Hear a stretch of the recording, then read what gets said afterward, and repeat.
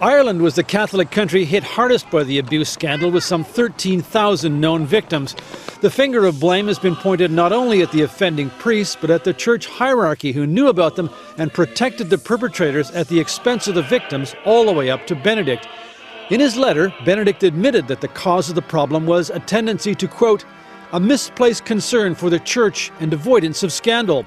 In 2001, when he was still Cardinal Joseph Ratzinger, he instructed bishops to report abuse cases to the Vatican in strict secrecy and not to inform civil authorities.